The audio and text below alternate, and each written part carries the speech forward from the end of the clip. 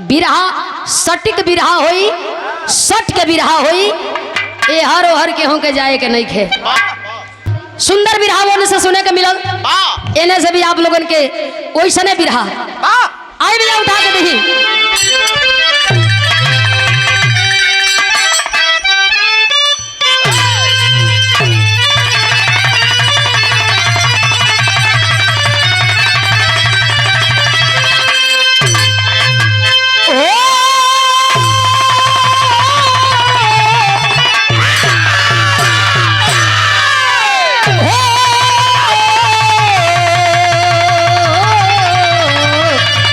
भोले बाबा जोगिया घोरा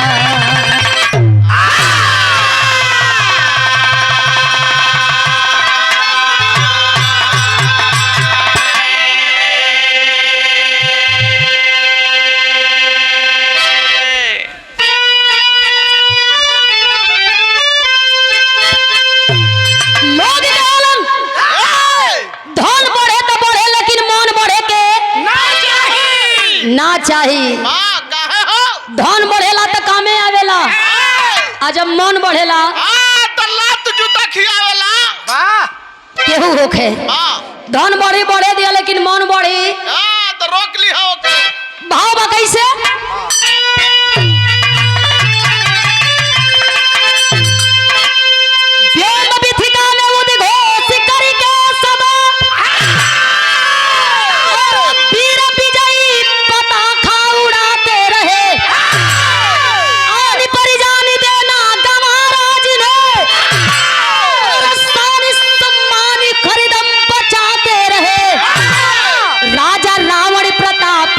पंडित महा और विश्व भर में कोई जिसका सानी नहीं, जिंदगानी जवानी वृथा बाहुबल, जब जमाने में रह जाए तारी नहीं।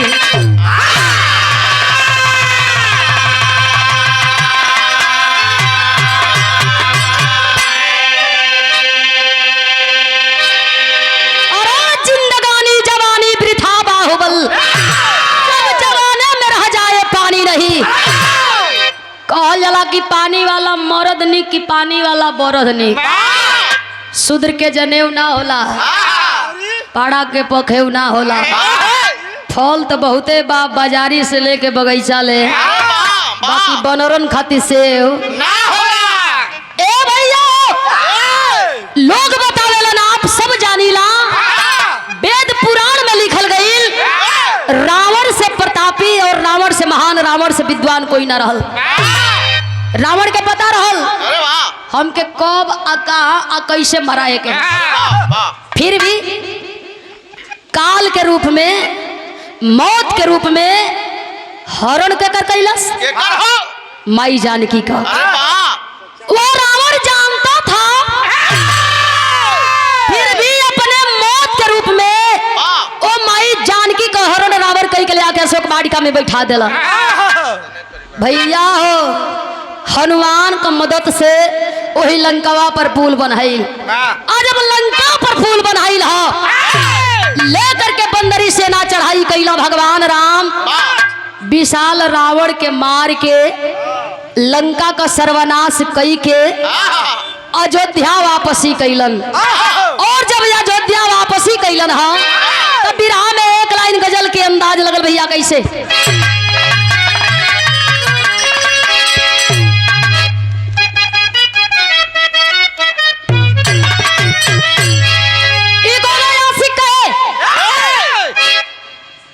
बेचन में अरे इतने करीब,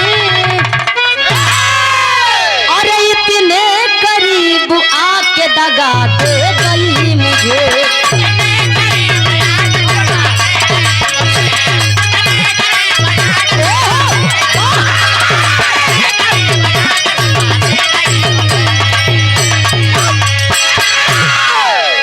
इतने करीब आके दगा दे गई मुझे।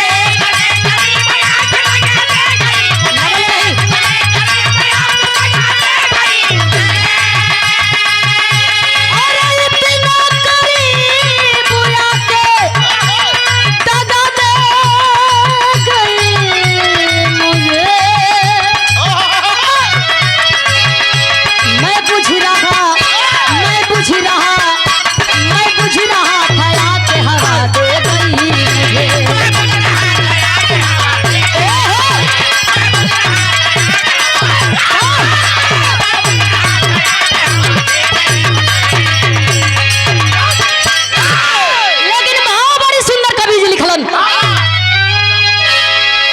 लंका का राजा ए, लंकेश मरा गई। अरे वाह आ जब लंका का राजा लंकेश मरा गई तो लंका में के बचल? के हो?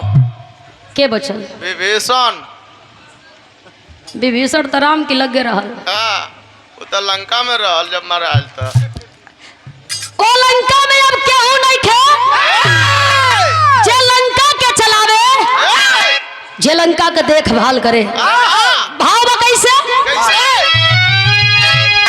अरे दुश्मन को मारी डाले रघुवीर लंका में।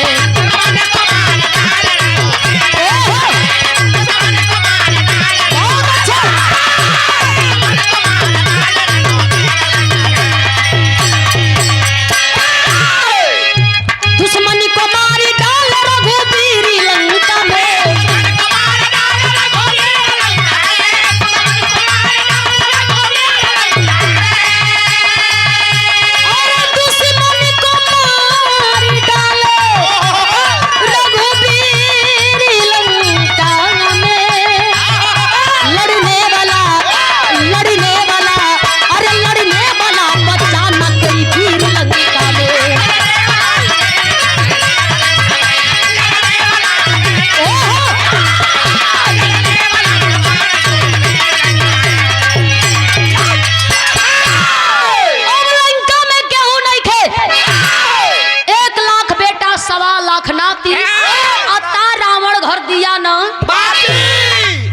लोग कहेला कि हम दो हमारे दो तो उसे शांति हो जाई। कब हो ना शांति बदे संस्कार के जरूरत है। करे में सब गुण रहल, खाली संस्कार न रह। अच्छा जब केहू कुछ कहे तो ओकर उल्टा ओके समझ में आवे। मने वे हाल ओकर है कि बरसे कमल भीगे पानी। ओके लोग कहे कि मान कि आई सत्य है तब बुझाओ कि लोग हमके भड़कावत है। आज जब लोग कहे कि चल के हूँ के मारे के मुआवे कहते समझे कि ये बढ़िया। ए भैया रावण का अत्याचार से रावण का खात्मा हो गई, लंका का सर्वनाश हो गई। कुछ लोग कहेला कि लंका जोर के राखी हो गई। सत्य हो सकत है या ना भी हो सकत है, दोनों बात बा। अगर शक्ति हो तो सोना राख भी हो, आ जहाँ शक्ति ना हुआ सोना राख कबो कतई ना हुई। ए भैया अयोध्या में भगवान राम आ गईलन। लंका का राजा आखिर बनी तो के बनी, वही विभीषण के ले जाके लंका सौंप दिया। कल की अब कौने बात का डर बा हो? अत्याचार करे वाला अत्याचारी मर गई, लेके आई जगह जमीन चैन का रोटी खा राज भोगा बाबू। ये तो विभीषण चाहत रहे। लोग कहेला कि लंका में विभीषण रहे, राक्षसन के बीच में एगो भोल मनई रहे। लोग कहेला घर का भेद ही लंका का है। भगवान राम कहला कि लो लेके रह। ए हरी लेके विभीषण लंका का सगरी जवन बचल राज कोच अपन चलावत था। बाकी वही रावण का भाई जेकर नाम बतावल गई विभीषण कुंभकर्ण। कुंभकर्ण ना जरली तो पीछे बोलली। ओए रावण का भाई कुंभकर्ण जाना का बेटा पैदा भइल रहल। नक्षत्र कवन रहल? कवन हो? मूल नक्षत्र। जब मूल नक्षत्र में पैदा हो गई यही दुखम वो अपना बेटा के फेंकवा दिया दंडक वन में। वही दंडक वन में विभीषण का कुंभकर्ण का बेटा मूलकासुर के नाम से तैयार भइल। मूल नक्षत्र में पैदा बेटा वही दंडक बनवा में जब मूलकासुर का नाम से तैयार भइल है, जवान भइल है, सयान भइल है। आज जब खबर मिलल कि लंका का राज बिलट गईल, लंका का राजा मारल गईल, मारे वाला राम हुआ आ भेद देवे वाला विभीषण, गुस्सा में त्रिशूल उठौला, अपन खड़क भुजाली उठौला, जेवन जेवन हथियार बा कटिंग कटिंग का सगरी लेके चल दिहलस। एक ही सोच बनौले बा, चलब लंकावा में तो सबसे पहले अपने चाचा के यानी विभीषण के मारब, आ ओकरे बाद राम के मारब आ फिर लंका का राजा बन के हमरा चला ये सोच के आ वही लंका की ओर चले का तैयारी कैले है। गीत लगल भैया और शैलेंद्र सिंह कपरियाडी के धरती से सादर पुरस्कार देकर के सम्मान किया गया। चरण में फूल लगी पड़ा भैया।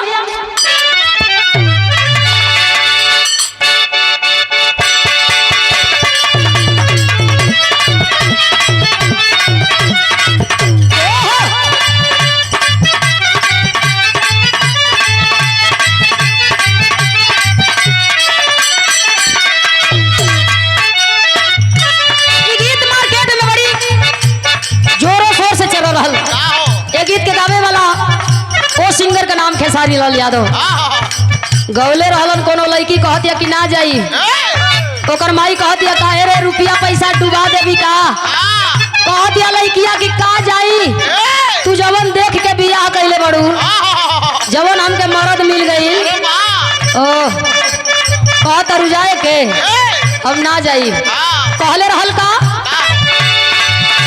और वही मिले झरल रे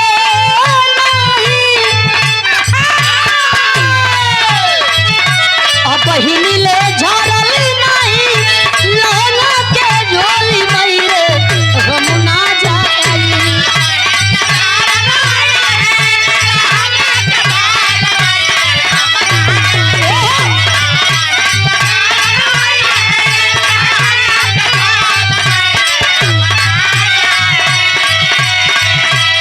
बहिनी ले झरल नहीं लहंगा के झोली मई रे ससुरा में पियावा बकल मईरे हम ना जाई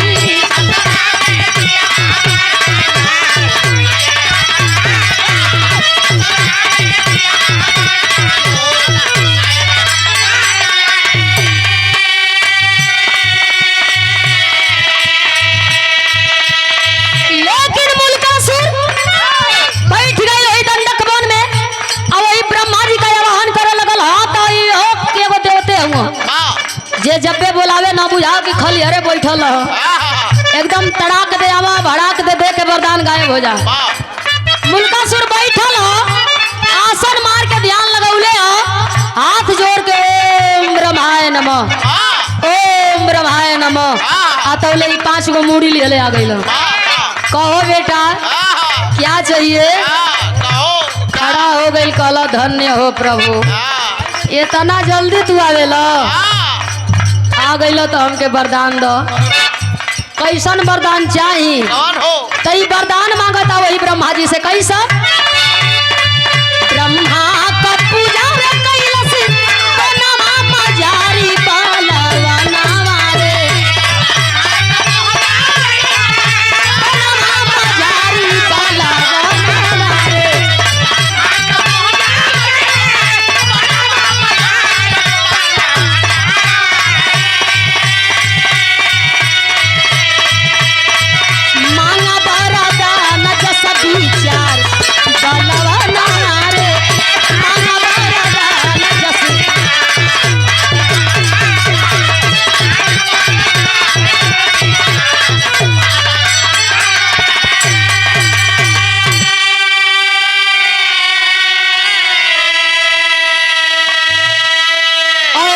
पुरस्कार देकर के सम्मान किया गया। बड़का भैया सत्येंद्र यादव जी ये आपके द्वारा 100 रुपया देकर के सम्मान किया गया। चरण में फूल लगी ए भैया हो आ गए ब्रह्मा जी वरदान मांग ले बेटा कहलो कि हमके वरदान ही दे दो पंतुआ मिठाई वाली हमके वरदान ही चाहिए कि कौनो मर्द हमके मारे ना ता हमार मौत न होखे। ब्रह्मा जी मस्त कही के अंतर ध्यान हो गई लो कुंभकर्ण का बेटावा मुल्कासुर अरे वाह कौनो मरद की मरले हमार मौत ना हुई। अच्छा ऐसा वरदान केहू के दिया जा तो केहू का गोड़ धरती पर रही। मुल्कासुर तैयारी कैला वही लंका में पहुंच गई। आज जब लंका में पहुंचल तब तेरी के भाव हो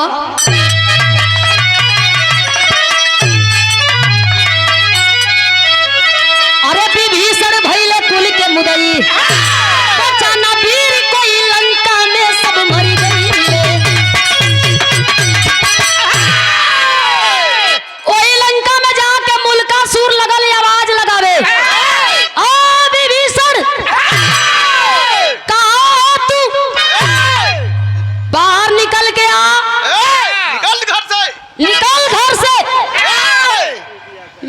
विभीषण जब सुनला तो सोचा था कि भगवान राम कह के गईला कि लंका में अब कोनो न आई आ न तो के मुँह आई तो ई कौन बोलावो था ई तो कहां से नया एगो आ गल आई के विभीषण टुकुर टुकुर ताकत हुआ देखत हुवन विशाल रूप मुल्कासुर हाथ में खड्ग लेकर के ललकार रहल बा तू लंका का भेदी है और हमारे बाबूजी हमारे चाचा का दुश्मन अब तो के हम आई मारब मुल्कासुर लगल पोकियावे अभी विभीषण लगल भागे गीत के भाव बदल गई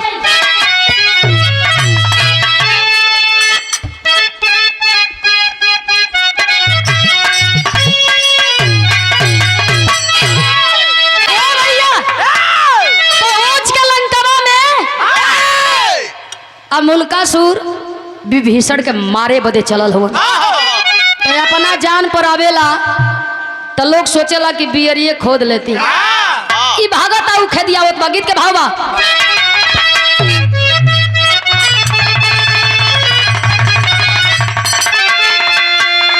भोर के बेला में मला भाई गावेलन अरे तू हके चढ़ई बो मैया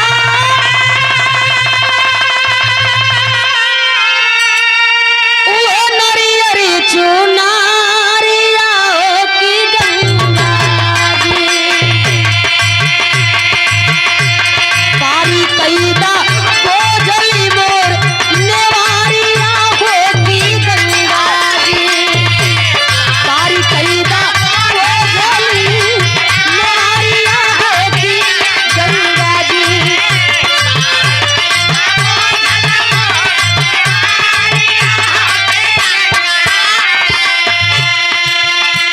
घेरा में घेराई हो गई लंका सिंहासन हो भवना कजी के भागेला विभीषण लेके जाना हो भवना कजी के भागेला विभीषण लेके जाना हो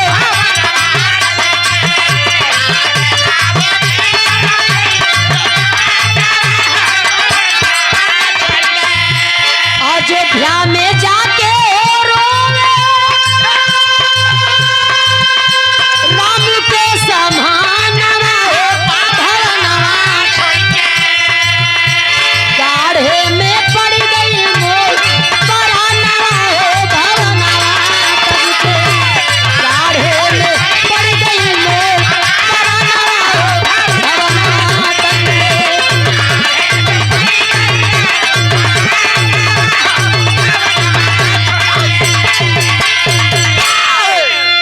दूसरा के मारे में तो नीक लगबे करेला बाकी जब अपने पे पड़ेला तो वो घड़ी मनाई के बुझाला कि गलत कैले बानी ए भैया विभीषण भाग के वही लंका से गईला कहाँ हो अयोध्या में और जा करके वही अयोध्या में भगवान राम का पैर पकड़ के लगल रोवे रो रो करके भगवान राम से विभीषण कहे भगवान तू कहले रहला कि लंका में कोनो ऐसन वीर ना पैदा हुई जवन जान का खतरा बनी न जाने कैसन राक्षस आइल बा आउ खाली हमरे के मारे कहता भगवान मार गुस्सा में उठौला धनुष बाण आ लेके वही लंका में पहुंच गईलन भगवान राम लेके धनुष बाण वही लंका में गईलन जाके लंका में ललकारत हुवन कौन वीर है सामने आ मैं देखना चाहता हूँ कौन है तू दुई गो गोजी लिए गईला सा गोजी आ जाके वही मुल्कासुर से कहत हुआ से साहब राजा की जय हो राजा की जय हो कोई तो है आया है आपको ललकार रहा है निकड़ल मुल्कासुर हो भैया आया के जब दुआरी पर ताकत है भगवान राम के जब देखल हो अरे वाह मुल्कासुर का गुस्सा आसमान पर मुल्कासुर गुस्सा में लाल भगवान राम की ओर ताकत बा ओह अच्छा तो लंका का सर्वनाशी ये है तो काहे पहले विभीषण के मारब विभीषण के बाद पहले एक के मारो ले करके हाथ में अस्त्र और शस्त्र चल दिया वह मुल्कासुर। भगवान राम बूझा था ना कि रावण के जब मार दियली ताई कौना खेत का मुरई अरे ई हमार का करबे करी। मुल्कासुर जब आगे बढ़ल तब भगवान राम हंस दिया कल कि सुनो लड़ाई के बाद मरद हुआ तब रणभूमि में फरियाल वही रणभूमि में एक तरफ भगवान राम और दूसरी तरफ मुल्कासुर के बीच में लड़ाई हो रहा बा। स्वर्गीय रामदेव गुरु का जवानी वाली गई थी।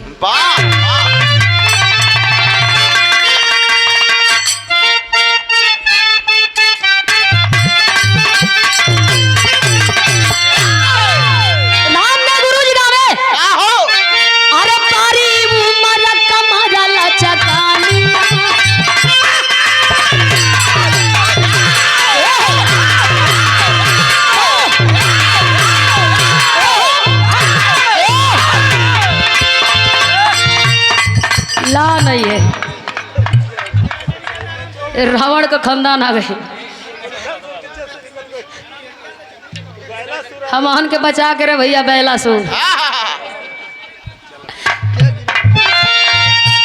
अरे पारी उमर कमर लचा कनिया पारी उमर कमर लचा कनिया भैया खींचे निखुरी के कनिया करके झूले झूलनिया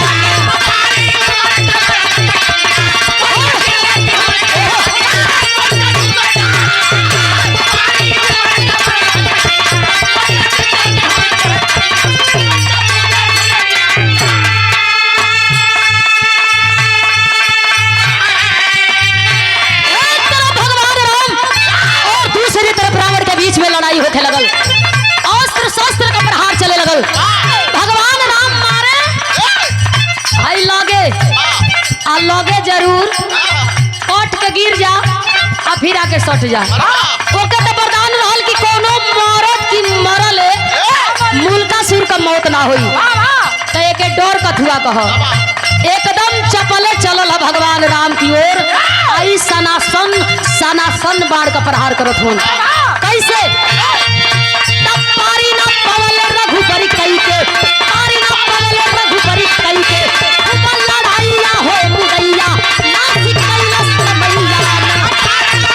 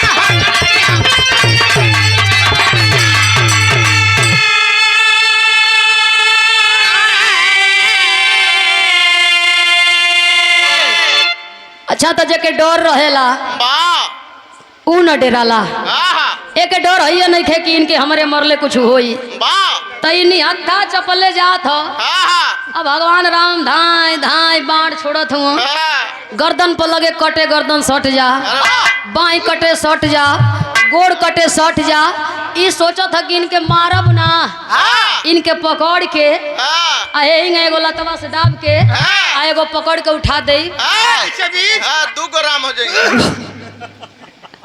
दू गो राम हो जाइए यही सोचले बा जाय के अजय भी भगवान का ये फफेला धइल चाहत हो अतौले बैठ गई राम ने हुर के लगला भागे धनुष बाण भगवान राम फेंक दिया ओही रणभूमि में धनुष बाण फेंक करके अब भगवान राम लगलो भागे सोचत हूँ अरे इहो वीर लंके में रहे वाला हो तो रावण के मरली तो ये काहे नहीं खी मारत आखिर ही काहे नहीं खे मुहत भाग के भगवान राम गइल आ जाके झाड़ी में लुका गइल। बड़ा विचित्र प्राणी बा। अभी हो प्राणी चहटत है ऊ प्राणी भागत है। लुकाइल हुआ छिपल हुआ भगवान राम हकर हकर सांस लेत हुआ सोच रहल हन कि आज जान ना बची। एगो राक्षस के द्वारा लगत है कि हमार मौत सुनिश्चित है। याद कैला भगवान राम ध्यान लगौला ओम ब्रह्माय नमः अतौले वो हो जाया गइल। अजब हो जाई गइला भगवान राम पूछे लगल प्रभु ये कैसन लीला अगर हम मरा जाई तो काहे रावण का जयकार होई काहे लंकेश का जयकार होई काहे लंका के राक्षसन का जयकार होई। ब्रह्मा जी हंसे लगल कहला कि ना राक्षसन का जयकार कब होई होई नहीं। भगवान राम कहला तो करल का चाहत हुआ कहलो कि ये कोई चाहत है या कहल चाहत है कि तू हरी मरले ई मुल्कासुर ना मरी एक बार लंका में फिर से जानकी की आवे के पड़ी। भगवान राम ताके लगलन कहला महाराज एक बेर आइल तो कैसो बड़ा हिम्मत करके लेके गईली। भगवान जी बता रहल हन ब्रह्मा जी बता रहल हन कि जानकी के हाथ एकर मौत लिखल है। ए भैया हो मुल्कासुर भगवान राम के खोजत बा लुकाइल हुआ हनुमान जी के ताकत हुआ। भगवान राम का जब ध्यान हनुमान की ओर गईल भैया भैया जब हनुमान की ओर गईल तो वही हनुमान के बोलावत हुआ आवा तो उस शीशो को पता ही सुरकत हुआ पता ही सुरकत ले सुल्तानपुर का बानर हुआ।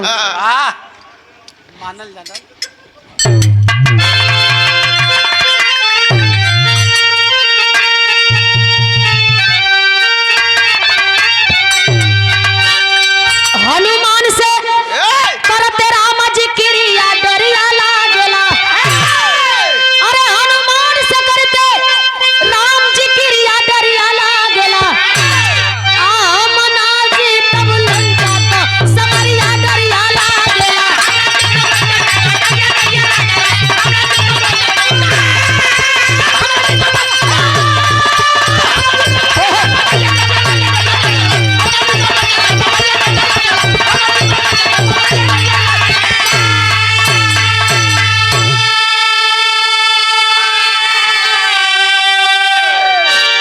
बुलाई के भगवान राम हनुमान से कहतरन कि हम लंका में विजयी ना हो खब।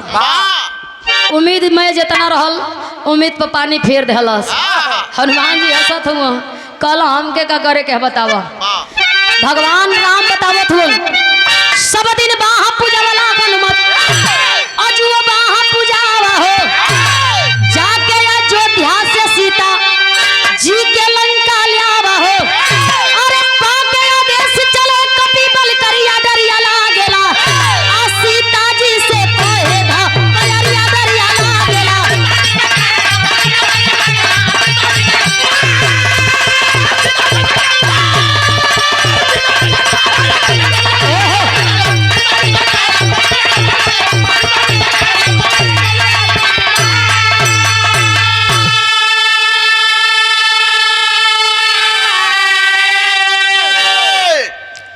मुल्कासुर हमसे ना मराई। हनुमान जी जाके अयोध्या से जानकी के लेके आवा। हनुमान जी गईला माई जानकी के लेके चलल हुन हो भैया अल्लाह के भाव हो। अरे नारी के जिंदगिया के नारी 16 श्रृंगार से पूरा ओकर जीवन हो जाला। वैसे लोग कहेला कि अधूरा जीवन यापन करे ले एगो नारी 16 श्रृंगार से ओकर जीवन पूरा होला। अरे नारी के जिंदगिया के सम्मानी हो से नूरवा बाबू मानी हो से नूरवा बाबू।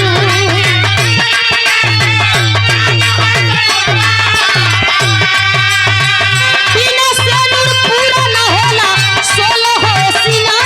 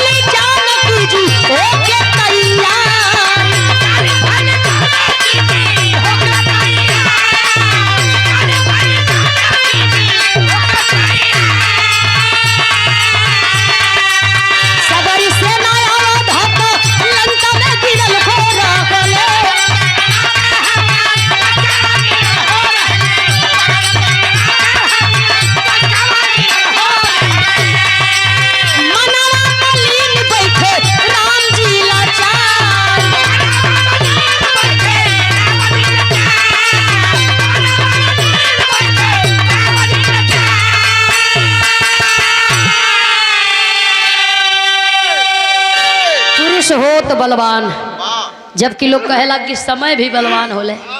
समय बोलेला सब बोलेला। वाह भगवान राम बैठल हुवन, माई जानकी के लेके हनुमान जी लंका में गईलन। सगरी सेना छितिर बितिर भइल बे, केहू के हाथ नहीं खे, केहू के मुड़ी नहीं खे, केहू के गोड़ नहीं खे।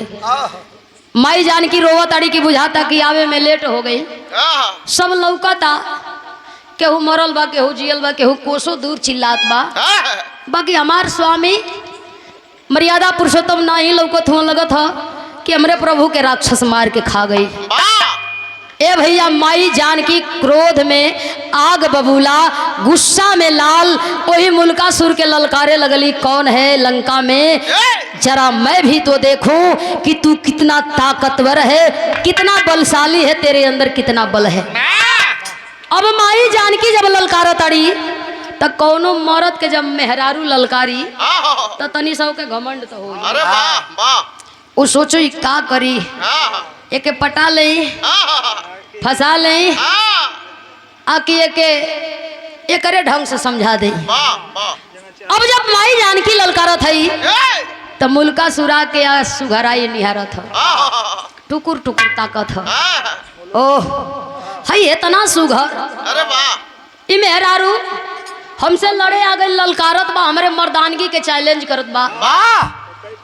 निहत्ता बिना कुछ लिए मुल्कासुर वही रणभूमि में उतर गई, हौसे लगल जोर जोर से बतावा। सगरी मरद भागत हुआ, हाई मेहरारू लड़े आ गई। माई जानकी ललकारत बारी, जैसे भगवान राम से लड़ल रहला वो सही हमरो से लड़ा। जैसे भगवान राम के तू मार मुआवला, कहला कि कहाँ मुआ पवली, तो भाग गई मैदान छोड़ के। तब तनी सा सांस ले लिया, चला जहाँ वहाँ बचल था वहाँ। माई जानकी कहा तारी की हाँ तब वही गने हमारो से लड़ो, रणभूमि छोड़ दे, जेवन कहबा तवन करब, चल के नौकरानी बन के पानी भरब। मुल्कासुर खुश हो गई, ए रानी नौकरानी पटरानी मत बनो, हमार रानी बनो, यही लंका में रह।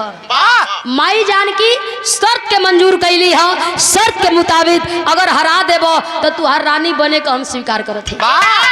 मुल्कासुर खुश हो गई कि जाए दो, इतना सुगर मेहरारू मिलल है के छोड़ब ना, एके हराई आ हरा के अपन मेहरारू बनाई। वार्ड नंबर माई जानकी और मुल्कासुर के बीच में लड़ाई होके लगल, थोड़ी कलाई ना।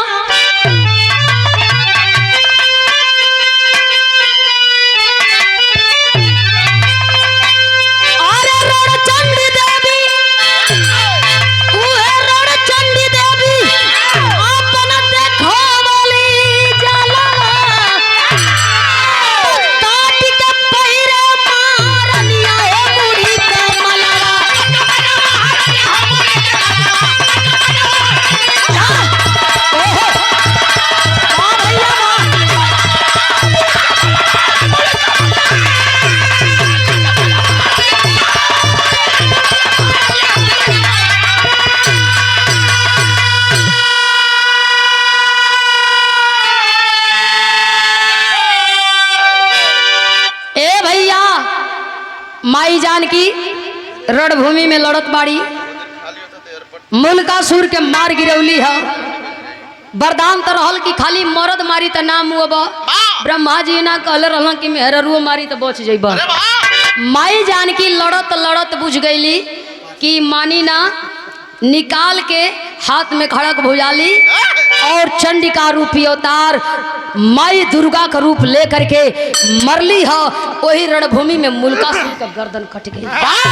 और जब मुल्कासुर का गर्दन कटल, जब मुल्कासुर धरती पर गिरल है, माई यादि शक्ति भवानी चंडिका रूपी अवतार जानकी अब लगली सबके मारे मुआवे। ई भुला गई कि हम खाली मुल्कासुर के मारे आए, रूप दूसर धारण कैले है। अब जे सामने मिले पकड़ के बार मारे, खच दे गर्दन कट जा।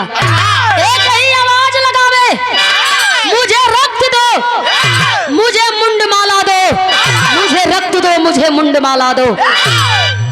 भागल भागल ब्रह्मा जी गईला भगवान राम की आगे हाथ जोड़ल, कहल हे प्रभु देखो थे तो उ सबके मुआ गलिया हाँ जल्दी चल के उनके मनाव। हाँ भगवान राम उठ के अइलो आ वही माई जानकी की आगे हाथ जोड़ के विनती करत हुअन, याचना फरियाद करत हुअन, त्राहि माम देवी, शांत हो जा देवी, शांत हो जा देवी। भाव बा मुल्कासुर का समर बीच मैं कई दिहले संहार, अरे गिर चरण पर लंका वासी करले जय जयकार। तब प्यार के बरसे लागल कनिया हो बूढ़ी कमल।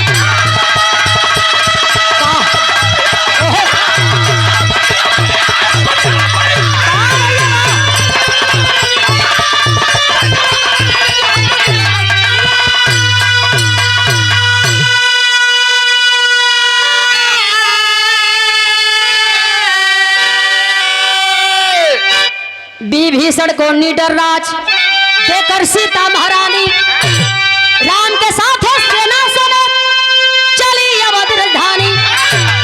पकड़ के आ लेके चल दिहली। कहली कि जब बैठो हाँ आ हम वरदान देत हई, अरे वाह आज के बाद लंका में न कोनो वीर पैदा होई हाँ न कोनो तो के छुई आ न विभीषण के कोनो मारी। वाह वरदान दे करके विभीषण के तिलक लगवली जा चैन का रोटी खा। आज तक लंका में केहू वीर पैदा ना भइल हो भैया। अब विभीषण का जीवन चानी चानी हो गई। वाह वाह कहल जाला शक्ति एक रूप अनेक, हर रूप में माई पूजल गईली। कलकत्ता का काली बनके तब बम्बई का बम्बा देवी बनके, विंध्याचल का विंध्यवासिनी भवानी बनके तब मैहर पहाड़ पर बसल मैहर वाली बनके। अपने अपने तरीका से लोग आवाहन करेला। 9 दिन का नवरात्र खत्म हुई, माई लक्ष्मी का उस समय आई, पंडाल लगी लोग पूजिहन छठ माई। हाँ तो गोधन बाबा से दे आ जाएंगे। पीड़िया माई को भुला गई। हाँ अरे पहले गोधन बाबा हैं तब पीड़िया माई होंगे। उहे गोधन कुटा के पीड़िया हो जाला। हाँ जब लात खा जाए तब पीड़िया माई हो जाएंगे। ये सादर पुरस्कार देकर के सम्मान किया गया। वाह जानकी लेके भगवान राम के अयोध्या में आईली। लंका का राज जवन बचल बा विभीषण संहारत बा। आखिरी भाव में गीत बजा दो, उनका फरमाइश पूरा कर दे।